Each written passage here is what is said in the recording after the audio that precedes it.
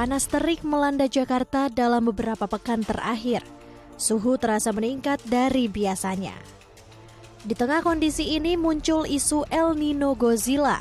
Sempat ramai dibicarakan, fenomena ini dikaitkan dengan potensi panas ekstrim dan musim kemarau yang lebih panjang.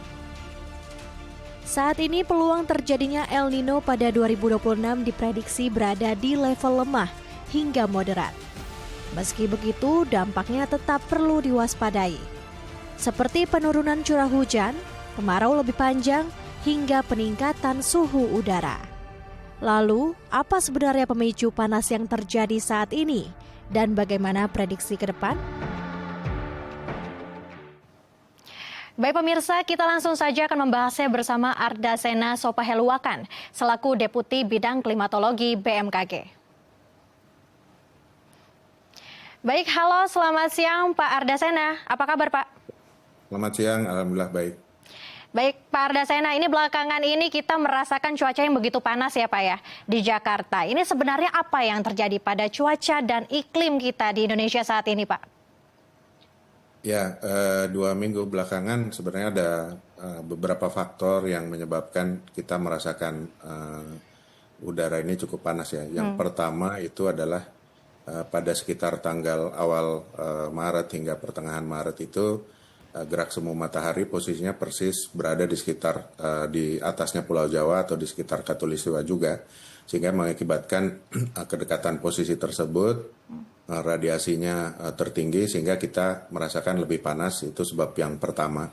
Sebab yang kedua adalah kita masih memiliki cukup banyak sisa uap air, sisa dari musim hujan yang kemarin, sehingga itu panas yang ditangkap oleh radiasi tadi oleh uap air mengakibatkan kita terasa lebih gerah ya. Lalu sebab yang lainnya juga pada periode 2 minggu yang lalu itu ada gerakan fenomena cuaca yang dinamakan Madden-Julian Oscillation itu sedang berada di fase subsidennya sehingga menekan potensi pertumbuhan awan, sehingga kita melihat beberapa hari di dalam 2 minggu belakangan itu cuaca cukup terik dan awan sedikit sekali gitu. Ditambah juga faktor di masyarakat perkotaan di ekosistem di wilayah urban itu kemudian meningkatkan efek akumulatif dari panas yang terperangkap juga di wilayah perkotaan. Jadi ada berbagai macam faktor tersebut Pak. Gitu. Oke baik, berbagai macam faktor begitu ya Pak ya, sehingga yang membuat cuaca ini terasa begitu ekstrim karena panas yang begitu kita rasakan dan juga cuaca yang begitu kering, serasa kita merasakan kayak sumuk begitu ya Pak. Pak Ardasena ini, lalu banyak sekali nih Pak, ramai diperbincangkan istilah dari El Nino Godzilla. Sebenarnya ini apa yang terjadi Pak? Apakah penggunaan kata tersebut tepat untuk menggambarkan cuaca dan iklim kita saat ini Pak? Ya, jadi kami memprediksikan sesuai dengan press release yang kami lakukan bulan lalu, ada peluang 50 hingga 60% kita bisa mengalami El Nino tahun ini.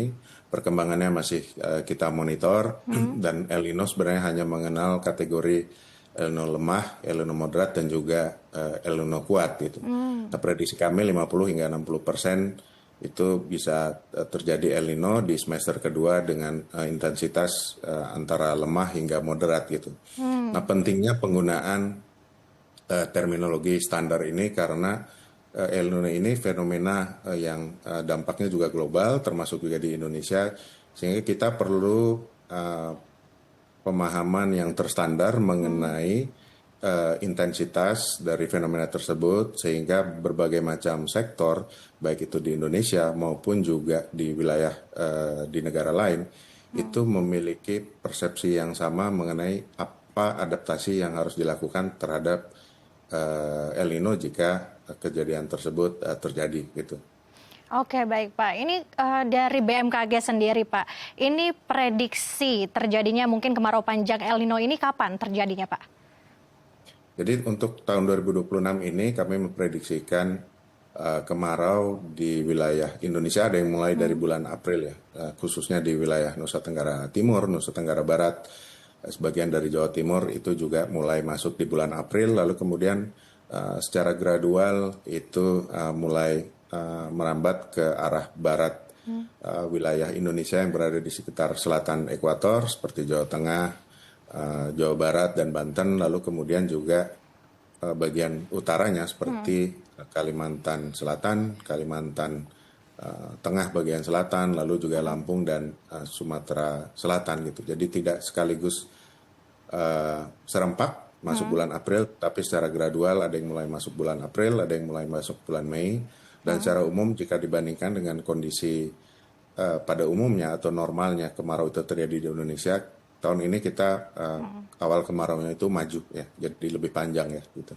Oke, baik, diprediksikan begitu ya Pak ya pada April 2026 ini seperti itu. Ini wilayah mana saja Pak yang terdampak cukup tinggi begitu Pak merasakan kemarau panjang dari El Nino ini, dan bagaimana cara memitigasi mereka yang tinggal di sana Pak?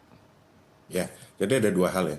Pertama, kemarau itu selalu terjadi di Indonesia gitu.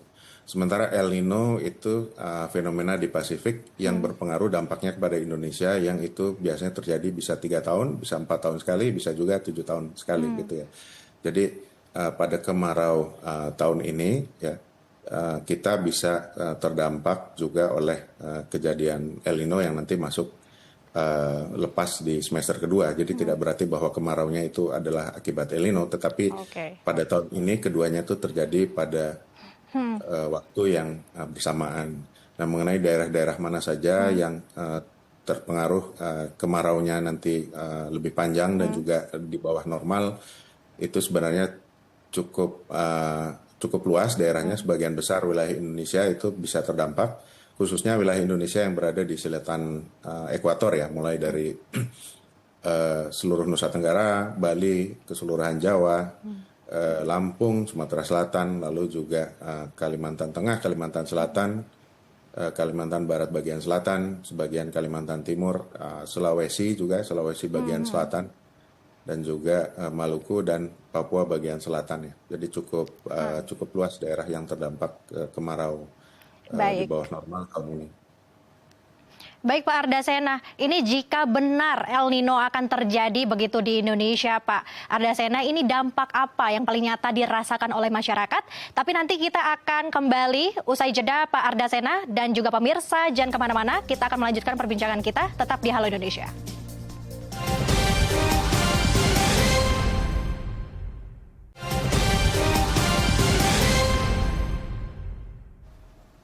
Terima kasih pemirsa, masih bersama kami di Halo Indonesia.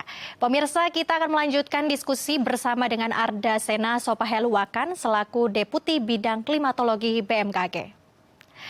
Baik Pak Ardasena, kita melanjutkan perbincangan kita kembali Pak. Jika benar El Nino ini akan terjadi di Indonesia saat ini Pak, dampak yang paling dirasakan oleh masyarakat kita apa saja Pak?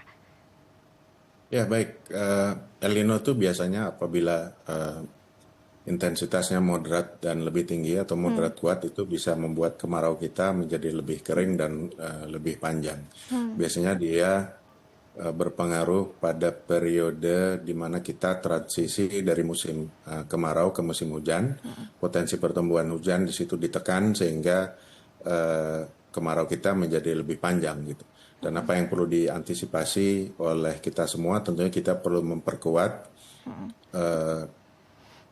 kekuatan kita untuk di sektor sumber daya air dan segala macam yang menjadi turunannya akibat dari berkurangnya hujan tersebut ya. Bisa di sektor pertanian, bisa di kehutanan, bisa di energi, di kesehatan juga tentunya, dan banyak sektor lainnya ya. Oke, baik Pak Ardasena. Berarti ini juga apakah kita berpotensi kekurangan air bersih begitu Pak, yang tadi apa disebutkan oleh Bapak, ini juga berdampak pada kekeringan, terutama mereka mungkin yang melakukan pada sektor pertanian kita saat ini Pak? Betul, tentunya untuk masyarakat yang memiliki aktivitas yang bergantung langsung terhadap sumber air hujan ya, atau sumber sekunder yang juga bergantung dari air hujan, tentunya perlu mewaspadai ini ya gitu. Karena kemarau yang akan kita hadapi ini nampaknya lebih panjang dari yang biasanya, sehingga kita perlu memperkuat kapasitas kita untuk menyimpan sumber daya air di periode sekarang ini, di mana sebenarnya masih cukup hujan ya gitu. Jadi kita sekarang dalam periode transisi dari musim hujan ke musim kemarau, kita masih bisa menyimpan air ya. Oke, baik Pak. Lalu apa Pak, mungkin ada tanaman atau komoditas lain begitu ya Pak yang begitu terasa jika El Nino ini terjadi, dan apa mungkin yang bisa dilakukan oleh masyarakat agar memitigasi cuaca dan iklim saat ini Pak? Ya, untuk tanaman yang bergantung pada air seperti padi, tentunya ini keadaan yang kurang menguntungkan. Tapi juga sebenarnya ada komoditas lain yang senang dengan keadaan yang seperti yang akan kita hadapi, seperti tanaman hortikultura seperti bawang-bawangan itu sebenarnya bisa juga kita optimalkan pada periode yang kering ini gitu ya. Selain tentunya juga untuk petambak garam ya, kondisi kemarau yang akan kita hadapi ini sebenarnya ideal untuk mengenjot juga produksi dari tambak-tambak garam.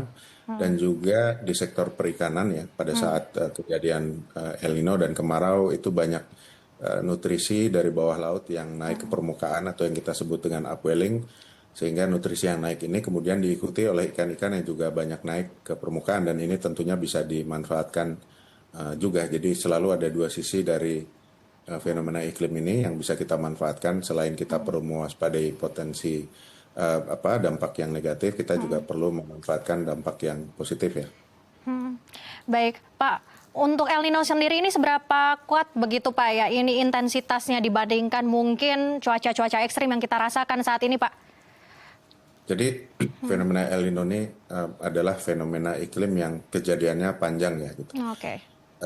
Pada fenomena El Nino kuat seperti tahun 2015 dan juga 2019, kejadiannya itu panjang, bisa sekitar 12 bulan, tetapi dampaknya di Indonesia itu biasanya hanya sekitar 3 atau hingga 4 bulan gitu. Jadi kita memisahkan antara fenomena cuaca yang terjadi harian dengan fenomena jangka panjang ini gitu.